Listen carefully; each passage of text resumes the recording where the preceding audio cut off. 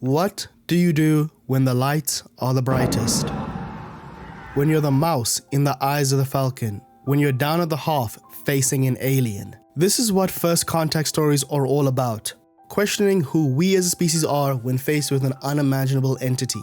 In these stories, these beings can function as reflections of humanity, the sheer threat of them revealing our aptitude for violence, fear, isolation, and enmity. These stories rearrange our perspective in the hierarchy of the universe. Are we the most central beings? Is our existence wholly significant? Or are we minute aberrations in the cosmos? And in the movie Disclosure Day, Steven Spielberg attempts to tackle these deeply philosophical questions with a cadre of Hollywood's most seasoned performers. And so, the question becomes, how do you do in this attempt? How high did he climb in unpacking our existence? How deep did he dig into our psyche? How far did he stretch the medium itself? And well, that shit is a 2-pack of ass.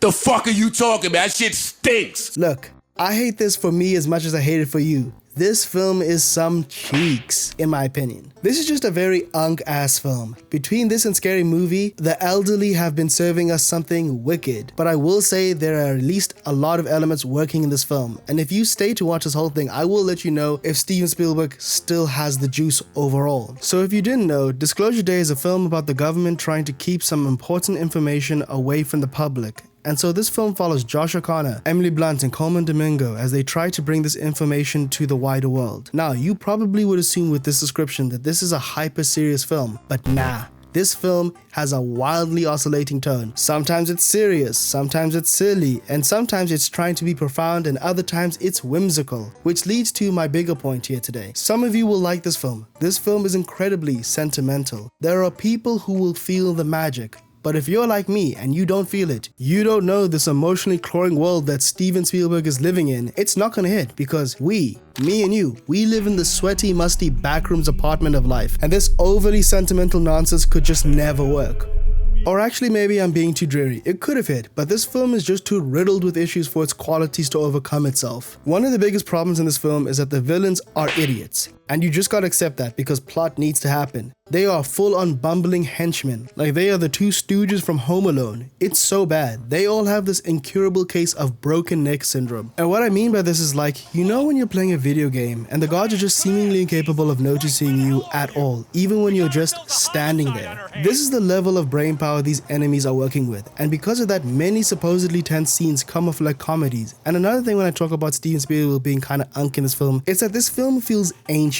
It feels like it's calling back to a time so long ago in its presentation. And I understand that a lot of these elements are things Steven Spielberg pioneered, but unfortunately, the medley of directors who learned from him have kind of overdone his style to the point where a few moments in this film felt stale. And my last complaint that I generally do think will be important for tempering your expectations with this film is that the film doesn't show the dragon. And what I again mean by that is that you know when you're watching a trailer for some game where they highlight a big flashy element like it having dragons or wizards or elves or whatever, but when you actually play the game, it's barely in there. If you know what the film is about from the trailers, I really don't want you thinking you're gonna be seeing much of that. The film is way more about us trying to possibly maybe have a conversation about the thing than us actually seeing the thing. So it's very much a film about the day before the interesting things will happen, and you gotta know that coming in. I will give Spielberg some bail. He does in fact still have the juice. And so getting into the positives, Steven Spielberg is still a very good director. There are some genuinely amazing shots and scenes in this film, and John Williams is also still really good. They just needed a better, less overwrought script, and somebody in there to remind them that this is a very serious film, because this film is so tonally all over the place that it's like putting I'm a Barbie Girl under Interstellar footage.